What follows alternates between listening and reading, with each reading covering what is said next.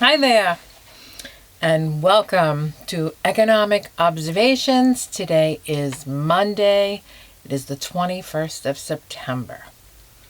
I'd like to just start off by saying I had to go out today. My son's birthday is on Sunday, and he likes this mango habanero sauce, really spicy stuff that they sell at Buffalo Wild Wings. So it was around 1:30 in the afternoon, and I took a ride to buy a bottle of this No stuff. one is here. And there was nobody in the Buffalo restaurant. Wild Wings. Like 0 people in the restaurant. And I walked in all masked up, and I said to the woman who was there, one person was in the restaurant, I said, "How can you survive this?" And she said, "Oh, that's not my concern. I guess she just works for them." So that's where we're at. Look at this. Just No right one is after, here. 1:30 in the afternoon. Buffalo Is it Wild considered lunchtime? Yeah, I would still consider that part of the lunch hour. 0 people. At 3 o'clock, my other son says, "I'm going to the movies. I'll be back." He wanted to watch the movie Tenet. So he went, brought his mask, had no idea what to expect. Monday afternoon, 3:30 movie. He was the only one in the entire building. His car was the only car in the parking lot.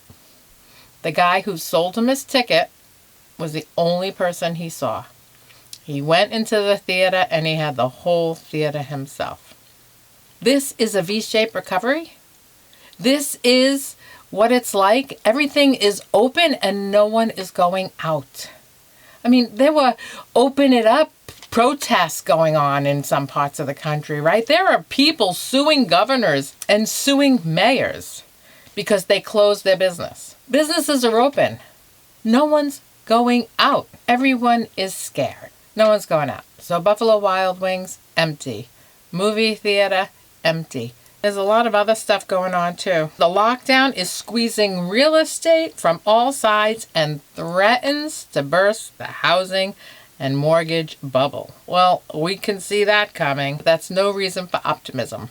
Many more homeowners are now delinquent. So they didn't file for forbearance. Maybe they have a private mortgage. Maybe it's not federally backed. They're delinquent. Several million borrowers who have not sought forbearance are now delinquent in their mortgages. Millions can't pay rent, and landlords making less than $50,000 a year are caught in the middle. Mom and pop landlords are in the worst financial shape. How are these landlords going to survive? All right, so the House Democrats unveil a bill to avoid a government shutdown, and McConnell says, "Nope, no farm aid. I don't want anything to do with it." This politicking has to stop. Everyone is vying for their own piece of the pie. It's so corrupt. Now God bless Ruth Bader Ginsburg. I mean, she led an incredible life. I'm a woman. I thank her for many, many of her choices. But they're going to rush through a Supreme Court vote instead of voting to help the people of the United States. I mean, people need money. People need a stimulus. They need extended unemployment assurance. This is not getting any better. They talk about this K-shaped recovery, and the K-shape is, people who are working, people who have, not lost their jobs. They continue moving on like life is normal. They continue to get mortgages. They can continue to buy a car. But those people who their hours have been reduced, they have been furloughed, they have permanent job losses, and we are talking about millions of people. Those people are going to be hurting. They are in that downward K trajectory. More stimulus is needed for about 30 million people in this country. And they are too worried about not having money for farmers. Well, can't they do that in a separate bill? They are too worried about forcing someone into that Supreme Court right ahead of a presidential election that they can't even take care of the people. I mean, people are going to be evicted. People are going to lose their housing. We haven't seen anything. We just hit 200,000 deaths from COVID. And how is this getting better? People are still not going anywhere. And people have readjusted their lives. People have started to save. People have started to pay down their debt. People have started, online gyms. Gyms are hurting. Forget that. People just aren't going to the gyms anymore. They canceled those memberships. They bought a Peloton bike and they're riding at home online with some friends. Put it on your big screen TV, some, nice mountain paths, and you can be anywhere riding that bike. People have adjusted. And people will continue to adapt, and people will continue to adjust.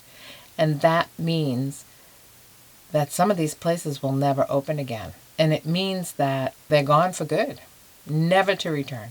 Reinvent. People have to... I've reinvented myself so many times in the past 10 years. It's crazy.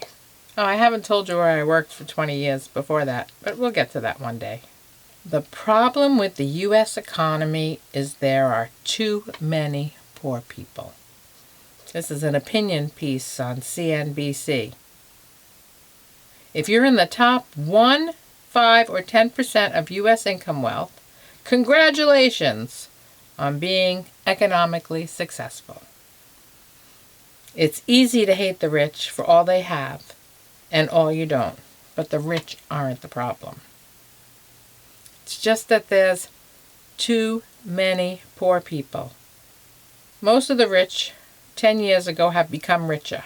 It's a crazy world we're living in, and we don't know what tomorrow's going to bring. It is full of uncertainty.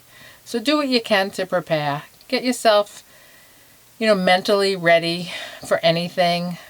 Be flexible. Things can change in a dime. Dow is down almost, 510 points today. At one point it was down 800 points. So it can, it's going to be zigzagging like this for a while. All right, stay well, folks. Talk to you soon.